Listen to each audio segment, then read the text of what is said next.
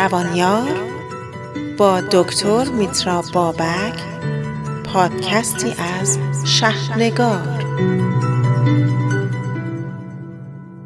پس از اون تاریکی که در بخش اول صحبت کردم، بخش خودکشی، احساس ناامیدی، این بار میخوام پس از اون تاریکی چه باید کردها برسیم، چگونه زنده بمونیم، دیگری رو زنده نگه داریم تا به دادخواهی و امید تبدیلشون کنیم.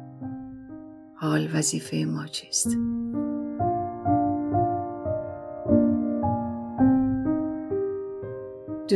درودی بسیار بسیار گرم تقدیم همه شما عزیزان دادخواه و دادخواهان، چه داخل و چه خارج از کشور، به خصوص داخل کشور.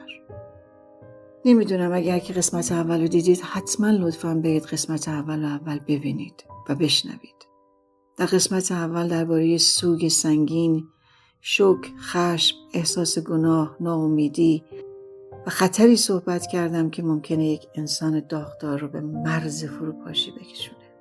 گفتم که گاهی فرد اونقدر در درد و رنج فرو میره که دیگه نه خودش رو میبینه، نه خانواده‌اش رو، نه فردایی که هنوز میتونه وجود داشته باشه. اما امروز میخوام درباره پرسش اصلی صحبت کنیم.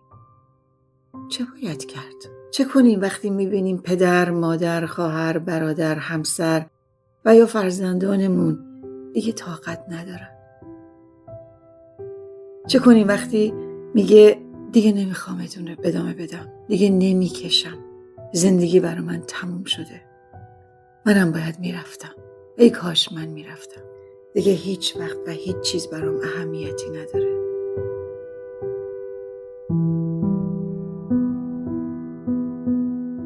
اولین نکته اینه، این جمله ها رو عادی نگیریم. اصلا از هر کسی که میشنویم، از هر فردی در هر موقعیتی که میشنویم، در هر سنی که میشنویم، نگیم از ناراحتیت میگی چیزی نیست، فردا حالت بهتر میشه، این که چیزی نیست، منم این بلاها سرم اومده، یا فکر کنید که میخواد جلب توجه بکنه و بعد بگید همه ما قصه داریم، مگر کم قصه داریم؟ نه عزیز من، اینطور نیست. نصیحتش نکن، درد خودتو بهش نگو، اون لحظه فقط بشنوش.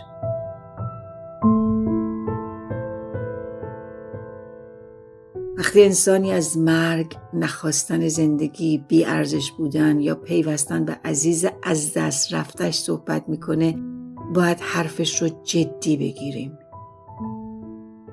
لازم نیست روانشناس و روانکاو و پزشک باشیم تا بفهمیم اون در خطره. همینی که تغییر شدید اونو میبینیم کافیه تا نزدیکتر بشیم، نه دورتر. اگر فردی ناگهان از همه فاصله گرفت، خواب و خوراکش به هم ریخت، وسایلشو داره میبخشه، از خداحافظی حرف میزنه، مرتب خودشو مقصر میدونه یا میگه دیگه هیچ دلیلی برای زندگی نداره، این لحظاتی که بسیار مهم و حساسه. اینجاست که ما نباید اون رو تنها بذاریم. این جملات، این رفتارها، این گفتارها مهمه. نترسیم که مستقیم از اون بپرسیم. متاسفانه تو فرهنگ ما خودمون میترسیم به راحتی این کلمه خودکشی رو به زبون بیاریم. نترسیم. فوراً ازش بپرسیم آیا به آسیب زدن به خودت فکر کردی؟ آیا فکر اینو داری که خودت از بین ببری؟ آیا احساس میکنی که دیگه نمیخوای زنده باشی؟ این جملات رو ازش بپرسیم. بعضیا میگن اگه این سوالو بپرسیم شاید فکر خودکشی به سرش بزنه. نه، اما انسانی که در چنین وضعیتی قرار داره معمولاً از پیش با این افکار درگیر شده.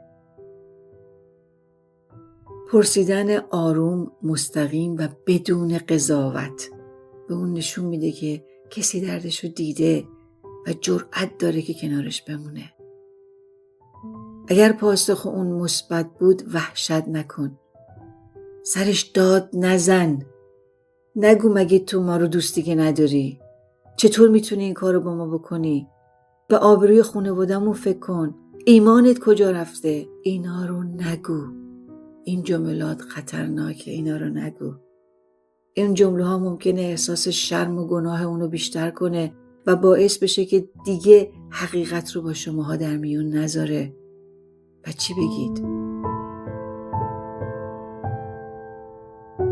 به جای اون اینا رو بگو. خوشحالم که به من گفتی. من تو رو تو این حالت تنها نمیذارم. بغلش کن. نوازشش کن. بهش بگو لازم نیست امشب همه مشکلات رو حل کنیم. فقط باید امشب با هم باشیم. در کنار هم باشیم. پلو من بمون. بذار من اینجا امشب بمونم. من میخوام پلوت بمونم. درد تو رو کوچک نمیبینم. بزرگ میبینم. میفهممت.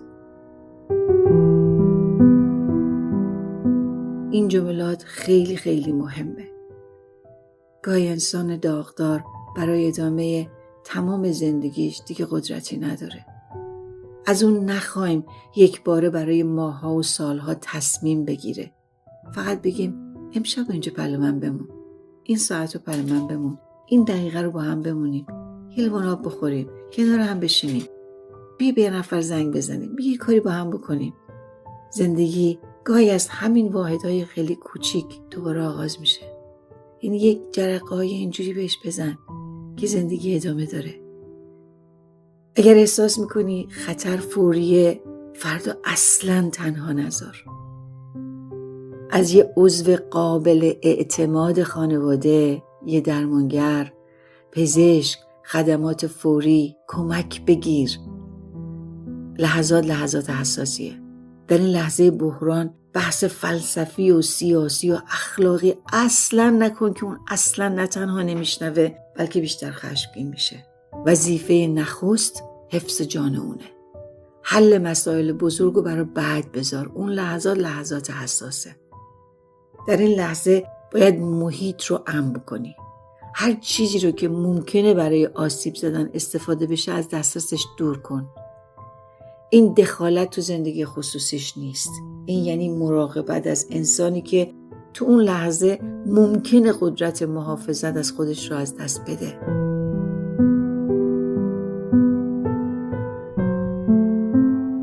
نکته خیلی خیلی مهم دیگه اینه که فرد داغدار رو فقط در هفته‌های اول مراقبت نکنیم.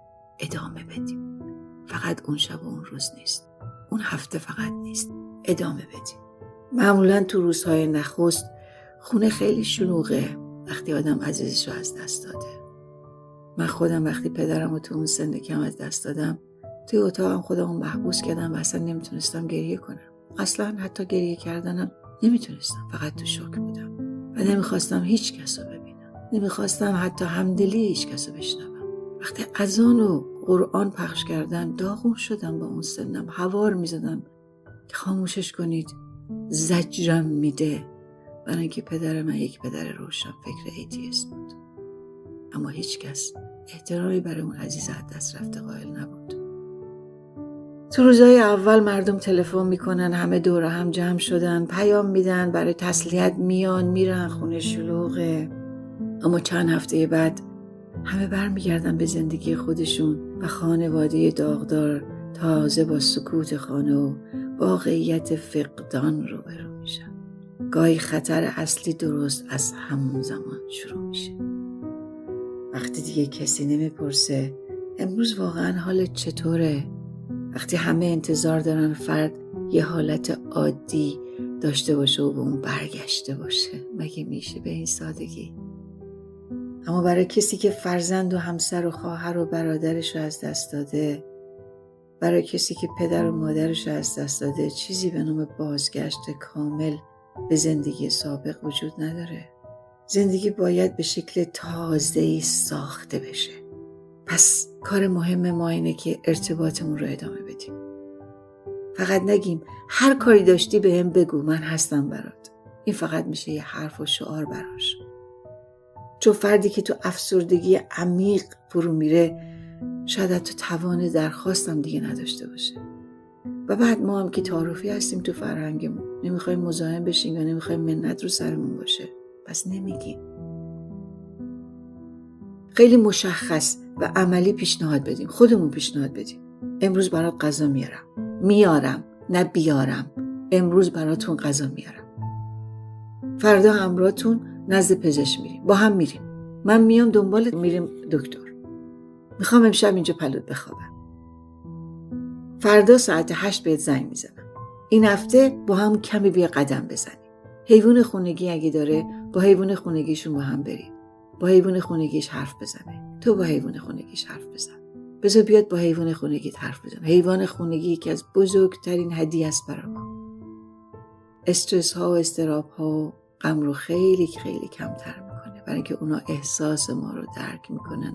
آه که حیوانم آرزوست. مراقب باشیم واقعی باشه. تصنعی حرف نزن، تصنعی آفر نده. نه فقط در حد یک جمله محترمانه، نه خودت باش. با تمام وجودت بهش بگو، چون اون حس میکنه، اون حساس شده، اون قشنگ متوجه میشه. پس خودت باش.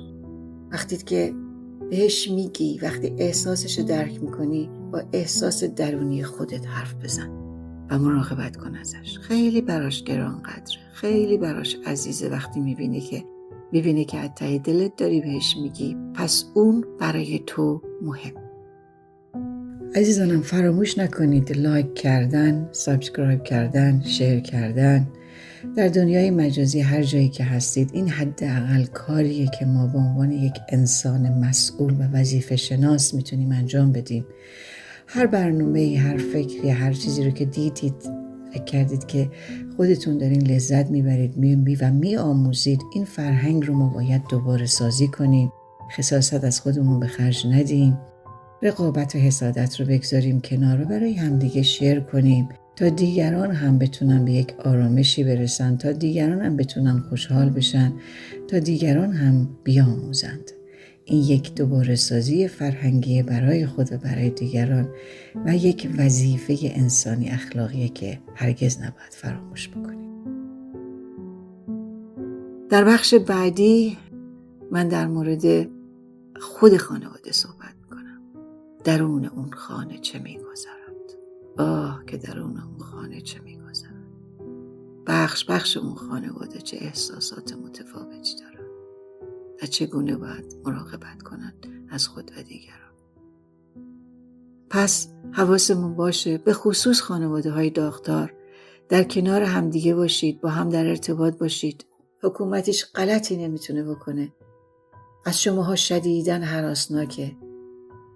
با همدیگه در ارتباط باشید، حضوری، در پارک، خونه های همدیگه، تلفنی، هر طوری که میتونید همدیگه رو تنها نذارید.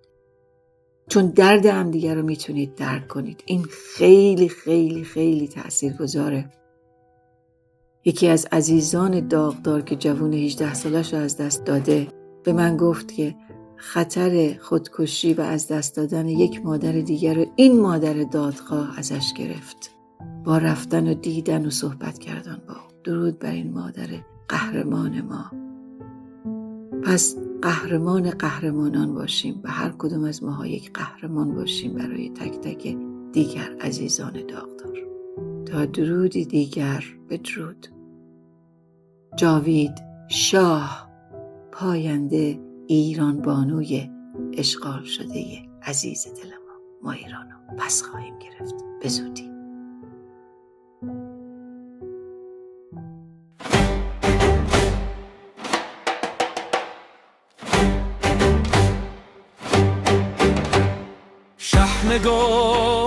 شهنگار ای نگارنده بی همتا. شهنگار ای نگارنده بی همتا. شهنگار ای نگارنده بی همتا.